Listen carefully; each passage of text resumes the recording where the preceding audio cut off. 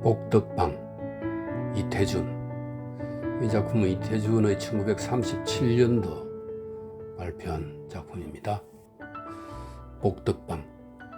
철석, 앞집 판장, 이 판장은 널빤지로 떼어 만든 울타리입니다. 철석, 앞집 판장 밑에서 물 내버리는 소리가 났다. 주먹구구에 골똘했던 안초씨에게는, 이 초씨란 것은 과거의 첫 시험 또는 그 시험에 합격한 사람을 말하죠. 안초씨에게는 놀랄만한 폭음이었던지 다리 부서진 돋보기 너머로 똥먹이를 쪼으리는 달의 눈을 해가지고 수채 구멍을 내다본다.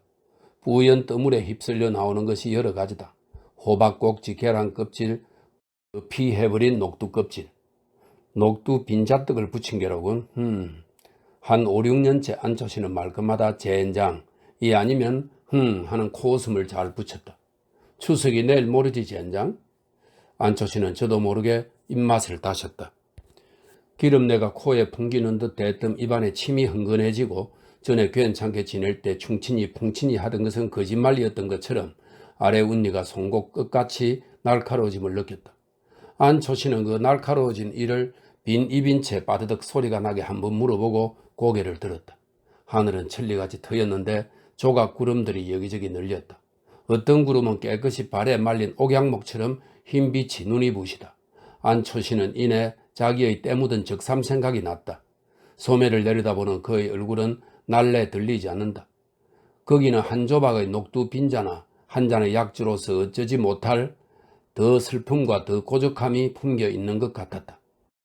훅훅 소매 끝을 불어보고 손끝으로 툭여보기도 하다가 목침을 세우고 눕고 말았다. 이사는 8하고 4호는 20이라 1000이 되지. 가만 1000이라? 사루했으니 4000이라 4000평. 매 평에 아주 줄여잡아 5원씩만 하게 돼도 4원 85전씩이 남으니 그럼 사사는 16, 16,000원 하고. 안초씨가 다시 주먹구구를 걷어내서 얻어낸 총액이 19,000원. 단 1000원만 들여도 19,000원이 되리라는 심속이니 10,000원만 들이면 그게 얼만가? 그는 벌떡 일어났다. 이마가 화끈해졌다. 되사렸던 무릎을 얼른 고추 세우고 뒤나 보려는 사람처럼 쪼그렸다. 마코, 마코는 일제시대의 담배입니다. 마코 값이 번연히 빈 것인 줄 알면서도 다시 집어다 눌러보았다. 주머니에는 단돈 10전, 그도 안경다리를 고친다고 벌써 3번째인가 4번째가 딸에게서 4, 50전씩 얻어가지고는 번번이 담배값으로 다 내어 보내고 말던 최후의 10전. 안초씨는 주머니에 손을 넣어 그것을 집어내었다. 100통화 한 푼을 얹은 야윈 손바닥, 가만히 떨리었다. 서참이, 이 참이는 구한국대 무인계급의 하나입니다.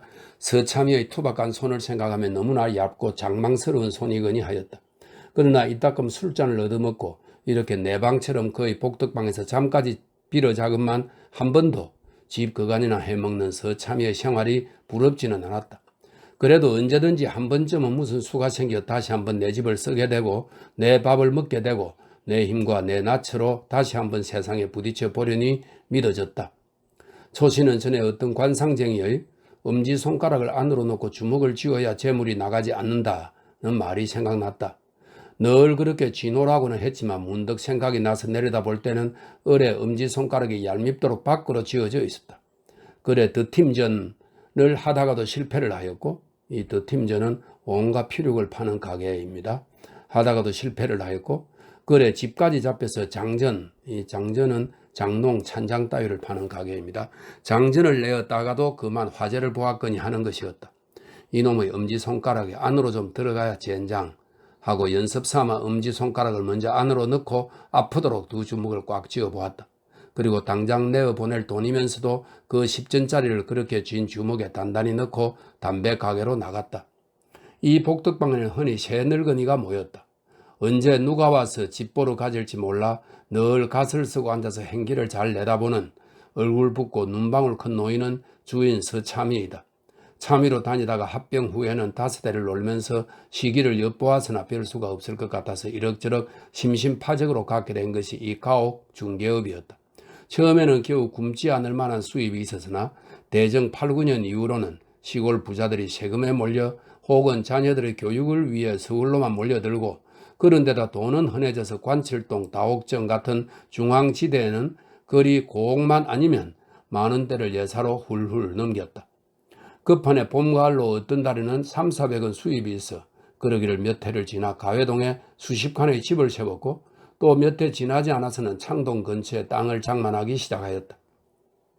지금은 중개업자도 많이 늘었고 건양사와 같은 큰 건축회사가 생겨서 땅자끼리 직접 팔고 사는 것이 원칙처럼 되어가기 때문에 중개료의 수입은 전부 다 훨씬 줄은 셈이다. 그러나 20여 칸 집에 학생을 치고 싶은 대로 치기 때문에 서참의의 수입이 없는 달이라고 쌀값이 밀리거나 나무값에 졸릴 형편은 아니다. 세상은 먹고 살기는 마련이야. 서참의가 흔히 하는 말이다. 칼을 차고 훈련을 해놔서 병법을 익힐 때는 한번 호령만 하고 보면 산천이라도 물러설 것 같은 그 기계와 오늘의 자기, 한낱 각회, 이 각회는 집주름이라는 뜻인데 집흥정을 붙이는 일로 업을 삼는 사람이라는 뜻입니다. 각회로 복덕방 영감으로 기생 갈보 따위가 사글새빵 한 칸을 얻어달래도 네 하고 따라 나서야 하는 만인의 심부름꾼인 것을 생각하면 서글픈 눈물이 아니 날 수도 없는 것이다. 워낙 술을 즐기기는 하지만 어떤 때는 남몰래 이런 감회를 이기지 못해서 술집에 들어선 적도 여러 번이다. 그러나 호반의 기계란 흔히 혈기에서 나오는 것이기 때문인지 몸에서 혈기가 줄어듦을 말입니다. 줄물 따라 그런 감회를 일으킴조차 요즘은 적어지고 말았다. 하루는 집에서 점심을 먹다 듣노라니 무슨 장차치의 외우는 소리인데, 외우는 외치는 소리를 말합니다. 이상이 귀에 익은 목청이 들렸다. 자세히 귀를 기울이니 점점 가까이 오는 소리인데 제법 무엇을 사라는 소리가 아니라 유리병이나 간장통 팔것소 하는 소리이다. 그런데 그 목청을 보면 꼭 알 사람 같아. 이래서 마루 들창으로 내어다보니 이번에는 가만히나 신문 잡지 팔것소 하면서 가만히 두 개를 쥐고 한 손에는 저울을 들고 중노인이나 된 사람이 지나가는데 아는 사람은 확실히 아는 사람이었다. 그러나 그를 어디 살았으며 성명이 무엇이며 애초에는 무엇을 하던 사람인지가 감감해지고 말았다. 오라 그렇군 분명 하고는 한참 만에 고개를 끄덕였다. 그 유리병과 간장통을 외우는 소리가 골목 안으로 사라져갈 즈음에야 서참이는 그가 누구인 것을 깨달아낸 것이다. 동관 김참이.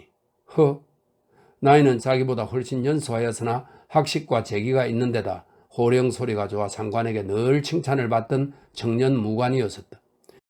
20여 년 뒤에 들어도 갈 데 없이 그 목청이요 그 모습이었다. 전날의 그를 생각하고 오늘의 그를 보니 저기 감개가 사무치어 밥숟가락을 멈추고 냉수만 거듭 마셨다. 그러나 전에 혈기 있을 때와는 달리 그런 기분이 오래 가지는 않았다. 중학교 졸업반인 둘째 아들이 학교에 갔다 들어서는 것을 보고 또 싸전에서 쌀값 받으러 와 마누라가 선선히 시퍼런 지전을 내어 헤어는 것을 볼 때 서참이는 이내 속으로 그저 살아야지 별 수 있나? 저렇게 개가죽을 쓰고 돌아다니는 친구도 있는데 하였을 뿐 아니라 그런 절박한 친구에다 대면 자기는 얼마나 훌륭한 지체냐 하는 자존심도 없지 않았다. 지난 일 그까지 생각할 건 뭐 있나? 사는 날까지 여생을 웃으며 살 작정이었다. 그래 그런지 워낙 좀 실없는 티가 있는데다 요즘 와서는 누구나 농짓거리가 늘어간다. 그래 늘 눈이 달리고 뻐릇통한 입으로는 말끝마다 젠장 소리만 나오는 안초시와는 성미가 맞지 않았다. 좀보야 술 한잔 사주랴? 좀보라는 말이 자기를 업수히 여기는 것 같아서 안초씨는 이내 발끈해가지고 니깟 놈 술 더러워 안 먹는다 한다. 화토 패나 밤낮 떼면 너희 어머니 살아온다든 하고 서참이가 발끝으로 화투장을 밀어 던지면 그만 얼굴이 새빨개져서 새끈새끈 하다가 부채면 부채, 담뱃값이면 담뱃값, 자기의 것을 냉큼 집어들고 다시 안 올 듯이 새침해 나가버리는 것이다. 조개 계집이문 천생 남의 첩감이야 하고 서참이는 끌끌 웃어버리나 안초씨는 이렇게 돼서 올라가면 한 이틀씩 보이지 않았다. 한 번은 안초씨의 딸의 무용의 날 밤이었다. 안경화라고 한동안 토월회, 이 토월회는 1922년 박성희 등 동경 유학생을 중심으로 조직된 신극의 극단입니다. 한동안 토월회에도 다니다가 대판에 가 있느니 동경에 가 있느니 하더니 5, 6년 뒤에 무용가노라 이름을 날리며 서울에 나타나게 된 것이다. 바로 제1회 공연날 밤이었다. 서참이가 조르기도 했지만 안초씨도 딸의 사진과 이야기가 신문마다 나는 바람에 어깨가 으쓱해서 공표를 얻을 수 있는 대로 얻어가지고 서참이뿐 아니라 여러 친구를 청했던 것이다. 저기 한가운데서 지금 한창 다리짓 하는 게 자네 딸인가? 남은 다 멍멍이 앉았는데 서참이가 회개한 것을 보는 듯 마땅치 않은 어조로 물었다. 무용이란 그 문명국일수록 벗고 한다네 그래요? 얕기는 한 안초씨는 미리 이런 대답을 하였다. 모르겠네 원. 지금 총각놈들은 모두 덩신인가 봐. 왜? 하고 이번에는 다른 친구가 탄하였다. 우린 총각 시절에 저런 걸 봤대면 그냥 못 배기네. 빌어먹을 녀석, 나이값을 못하고 개야 저건 개. 벌써 안초씨는 분통이 발끈거려서 나오는 소리였다. 한 가지가 끝나고 불이 환하게 켜졌을 때였다. 도루, 차라리 여배우 노릇을 댕기라고 그래라. 여배우는 그래도 저렇게 넓적다리 내놓고 덤비진 않더라. 그 자식 오지랖 경치게 널래. 네가 안방 걷는 방이 몇 칸이요? 나 알았지. 뭘 짓부리나 안다고 그래? 보기 싫건 나가렴? 하고 안초씨는 화를 발끈 내었다. 그러니까 서참이도 안방 걷는 방 말에 화가 나서 꽤 높은 소리로 넌 또 몰라니 요 쫌보야 하고 일어서 버렸다. 이 일이 있은 후 안초씨는 거의 달포나 서참이의 복덕방에 나오지 않았었다. 그런 걸 박희환 영감이 가서 데리고 왔었다. 박희환 영감이란 세 영감 중 하나로 안초씨처럼 이 복덕방에 와 자기까지는 안 하나 꽤 쏠쏠이 놀러오는 늙은이다. 아니 놀러 오기만 하는 것이 아니라 와서는 공부도 한다. 재판소에 다니는 조카가 있어 대서업 운동을 한다고 속수 국어 독본을 노상 끼고 와서 그 삼국지 1던 투로 긴상 독고에 이끼마스까 어쩌고를 외우고 있는 것이다.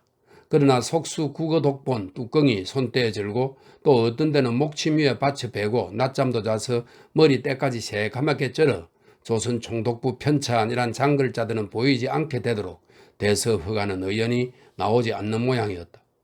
너나 내나 다 산 것들이 어벙가지 뭘 하니 무슨 세월에 하고 어떤 때 안초씨는 한나절이나 화투패를 떼내어보고 안 떨어지면 그 화풀이로 박희환 영감이 들고 중얼거리는 속수 국어독본을 툭 채어 행길로 팽개치며 그랬다. 넌 또 무슨 재수를 바라고 밤낮 화투패나 떨어지길 바라니? 난 심심풀이지. 그러나 속으로는 박희환 영감보다 더 세상에 대한 야심이 끓었다. 딸이 평양으로 대구로 다니며 지방 순회까지 하여서 제법 돈량이나 그친 것 같으나 연구소를 내놓으라고 집을 뜯어고친다, 유성기를 사들인다, 교제를 하러 돌아다닌다 하노라고.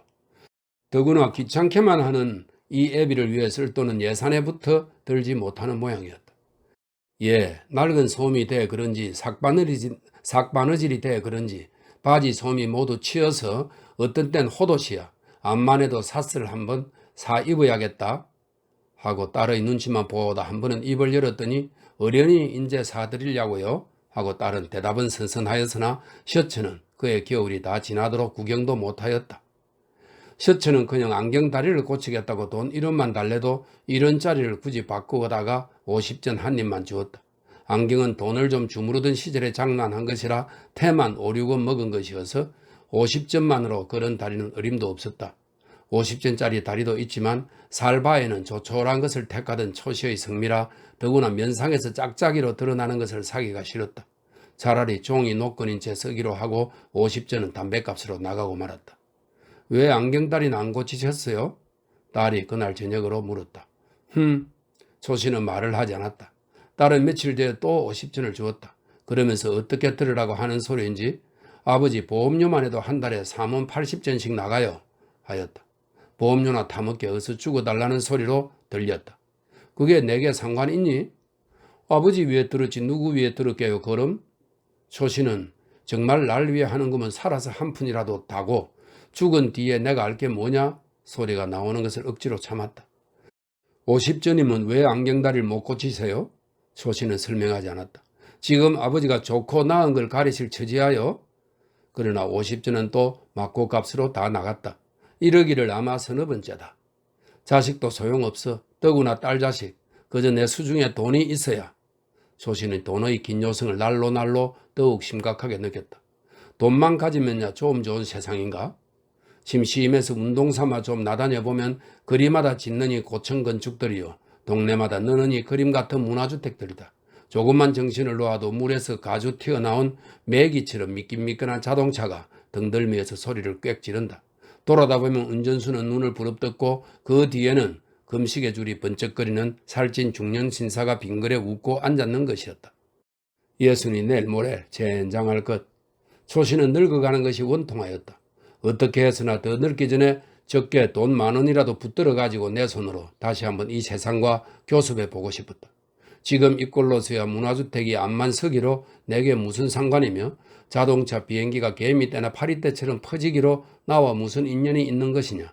세상과 자기와는 자기 손에서 돈이 떨어진 그 적시로 인연이 끊어진 것이라 생각하였다. 그러면 송장이나 다름없지 뭔가? 초씨는 이런 질문을 자신에게 던진 지가 이미 오래였다. 무슨 수가 없을까? 또 무슨 그루태기가 있어야 비비지. 그러다가도 그래도 돈냥이나 엎질러 본 녀석이 벌기도 하는 게지 하고 그야말로 무슨 그루터기만 만나면 꼭 벌기는 할 자신은 가졌다. 그러다가 박희환 영감에게서 들은 말이었다.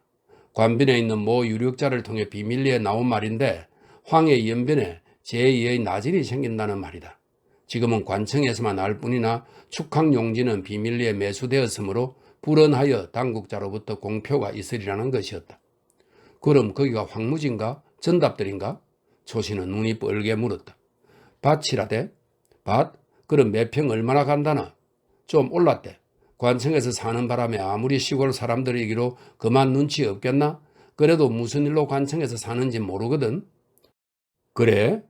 그리 오르진 않았고 아마 평당 25, 6전씩이면 살 수 있다나 보대? 그러니 화중지병이지 뭘. 허나 우리가 초씨는 관자놀이가 욱신거렸다. 정말이기만 하면 한 시각이라도 먼저 덤비는 놈이 더 남는 판이다. 나진도 5, 6전 하던 땅이 한번 개항된다는 소문이 나자 당년으로 5, 6전의 100배 이상이 올랐고 3, 4년 뒤에는 땅 나름이지만 어떤 요지는 1000배 이상이 오른 데가 많다. 다 산 나이에 오래 끌 거 뭐 있나? 당년으로 넘겨도 최소한도 5원씩이야 염려 없을 테지. 혼자 생각한 초씨는 대관절 어디란 말이야 거기가? 하고 나한 점에 물었다. 그걸 낸들 아나? 그럼 그 모시라는 이만 알지. 그러게 날들어 단 10,000원이라도 자본을 운동하면 자기는 거기서도 어디가 요지라는 걸 설계도를 복사해놓은 사람이니까 그 요지만 산단 말이지. 그리고 많이도 바라진 않아. 비용주에다 제치고 순이익의 2할만 달라는 거야. 그럴 테지. 누가 그런 자국을 일러 주구 구경만 하자겠나? 2할이라 2할. 초씨는 생각할수록 이것이 훌륭한 그 무슨 그루터기가 될 것 같았다. 나진의 설레도 있거니와 박희환 영감 말이 만주국이 되는 바람에 중국과의 관계가 미묘해지므로 황해 연변에도 을의 나진과 같은 사명을 갖는 큰 항구가 필요할 것은 우리 상식으로도 추측할 바이라 하였다. 초씨의 상식에도 그것을 믿을 수 있었다. 오늘은 오래간만에 피존을 사서 거기서 아주 한 대를 휘어물고 들어왔다. 어째 박희환 영감이 종일 보이지 않는다. 다른 데로 자금 운동을 다니다 보다 하였다. 서참이는 점심 전에 나간 사람이 어디서 흥정이 하나 떨어지노라고 인지 아직 돌아오지 않는다. 안초씨는 미닫이 털 위에서 다 낡은 화투를 꺼내었다. 이것 봐라. 여간에선 잘 떨어지지 않던 거북패가 단번에 뚝 떨어진다. 누가 옆에서 좀 보아줬으면 싶었다. 아무래도 이게 심상치 않아. 이게 재수가 튀나 보다. 초씨는 반도 타지 않은 피존을 횡길로 내어 던졌다. 출출하던 판에 담배만 몇 대를 피우고 나니 목이 클클해진다. 앞집 수채에는 떠물이 떠내려가다 막힌 녹두 껍질이 그저 누렇게 보인다. 오냐 내년 추석엔? 초씨는 이날 저녁에 박희환 영감에게서 들은 이야기를 딸에게 하였다. 실패는 했을지라도 그래도 10수년을 상업계에서 논 안초씨라 출자를 권유하는 수장만은 딸이 듣기에도 딴 사람같이 놀라웠다. 딸은 적석에서는 가부를 말하지 않았으나 그의 머릿속에서도 이내 잊히지는 않았던지 다음날 아침에는 딸 편이 먼저 이 이야기를 다시 꺼내었고 초씨가 박희환 영감에게 묻던 이상으로 지지콜콜이 캐어 물었다. 그러면 초씨는 또 박희환 영감 이상으로 손가락으로 가리키듯 소상히 설명하였고 1년 안에 빚 따위를 깨끗이 갚음을 하더라도 최소한도로 50배 이상의 수은이익이 날 것이라고 장담하였다. 딸은 솔깃했다. 사흘 안에 연구소 집을 어느 신탁회사에 넣고 3,000원을 돌리기로 하였다. 초씨는 금시 발복이나 된 듯 뛰고 싶게 기뻤다. 서참이 이놈 날 은근히 멸시했겠다. 내 굳이 널 시켜 네 집보다 나은 집을 살 테다. 니까 놈이 천상 각해지 별 거냐? 그러나 신탁회사에서 돈이 되는 날은 웬 처음 보는 청년 하나가 초씨의 앞을 가리며 나타났다. 그는 딸의 청년이었다. 딸은 아버지의 손에 단 1전도 넣지 않았고 꼭 그 청년이 나서 돈을 쓰며 처리하게 하였다. 처음에는 팩 나오는 노염을 참을 수가 없었으나 며칠 밤을 지내고 나니 적어도 3,000원의 수은 이익이 5, 6만 원은 될 것이라 10,000원 하나야 어디로 가랴 하는 타협이 생겨서 안초씨는 어실어실 이를테면 사위 녀석 격인 청년의 뒤를 따라 나섰다. 1년이 지났다. 모두 꿈이었다. 꿈이라도 아주 악한 꿈이었다. 3,000원어치 땅을 사놓고 날마다 신문을 들여다보며 수소문을 하여도 거기는 축한이 된단 말이 신문에도 소문에도 나지 않았다. 용당포와 다사도에는 땅값이 30배가 올랐느니 50배가 올랐느니 하고 졸부들이 생겼다는 소문이 있어도 여기는 강감 소식일 뿐 아니라 나중에 역시 이것도 박유한 영감을 통해서 알고 보니 그 관변 모 씨에게 박유한 영감부터 속아 떨어진 것이었다. 축항 후보지로 청량까지 하기는 하였으나 무슨 결점으로인지 중지되고 마는 바람에 너무 기민하게 거기다 땅을 샀던 그 모 씨가 그 땅 처치에 곤란하여 꾸민 연극이었다. 돈을 쓸 때는 1원짜리 한 장 만져도 못 봤지만 벼락은 초 씨에게 떨어졌다. 서너 끼씩 굶어도 밥 먹을 정신이 나지도 않았거니와 밥을 먹으러 들어갈 수도 없었다. 재물이란 친자간의 의리도 배추 밑 돌이듯 하는 건가 탄식할 뿐이었다. 밥보다는 술과 담배가 그리웠다. 물론 안경다리는 그저 못 고쳤다. 그러나 이제는 50전짜리는 그냥 단 10전짜리도 얻어볼 길이 없었다. 추석 가까운 날씨는 해마다의 그때와 같이 맑았다. 하늘은 천리같이 트였는데 조각 구름들이 여기저기 널리었다. 어떤 구름은 깨끗이 발에 말린 옥양목처럼 흰빛이 눈이 부시다. 안초씨는 이번에도 자기의 때 묻은 적삼 생각이 났다. 그러나 이번에는 소매 끝을 불거나 떨지는 않았다. 고요히 흘러내리는 눈물을 그 더러운 소매로 닦았을 뿐이다. 여름이 극성스럽게 더웠더니 추위도 그럴 징조인지 예년보다 무수리가 일찍 내렸다. 서참이가 늘 지나다니는 식은 관사애들, 울타리가 넓게 피어있던 코스모스들이 끓는 물에 데쳐낸 것처럼 시커멓게 죽고 말았다. 참이는 머리가 띵하였다. 요즘 와서 울기 자라난 안초씨를 한번 위로해 주려 어쩌녁에는 데리고 나와 청요리집으로 주탕집으로 새로 새벽 2시를 치도록 돌아다닌 때문 같았다.